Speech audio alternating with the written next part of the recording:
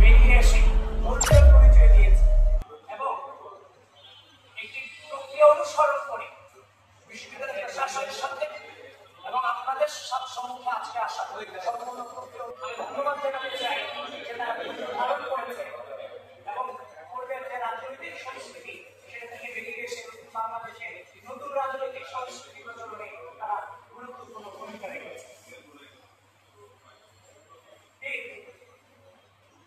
নির্বাচনে ব্যবহৃত ballot paper কোন প্রেস থেকে ছাপানো হয়েছে সে বিষয়ে কোনো তথ্য প্রকাশ করা হয়নি। অনিরাপদ ছাপাখানা থেকে ফাঁস হওয়া নকল ব্যালটের মাধ্যমে ভোট কারচুপির অভিযোগ ইতিমধ্যে এসেছে। উল্লেখ্য যে 7 সেপ্টেম্বর 2025 তারিখে আব্দুল মার্কেটের একটি ছাপাখানায় 100 সংসদ নির্বাচনের বিপুল সংখ্যক ব্যালট পেপার সংরক্ষিত অবস্থায় পাওয়া যায়, যেখানে ঢাকা প্রশাসনের কোনো নজরদারি ছিল না বলে নিশ্চিত হওয়া গেছে। সাংবাদিক বন্ধুগণ, ব্যালট নির্বাচনের প্রধানতম গুরুত্বপূর্ণ জিনিস, সেই জিনিস অনিরাপদ অবস্থায় 7 তারিখ রাতে সেখানে পড়ে থাকবে।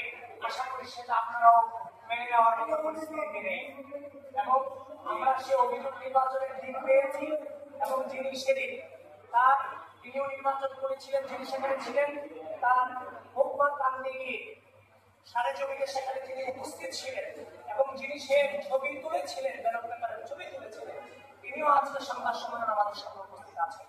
প্রিয় বন্ধুগণ, আমরা নির্বাচনের দিন যখন ছবি পেয়েছি আমরা বিশ্বাস করতে চাইনি, কারণ আমরা বাস্তবতার কারণে কিংবা ব্যস্ততার কারণে আমরা সেটাকে এড়িয়ে দিয়েছিলাম।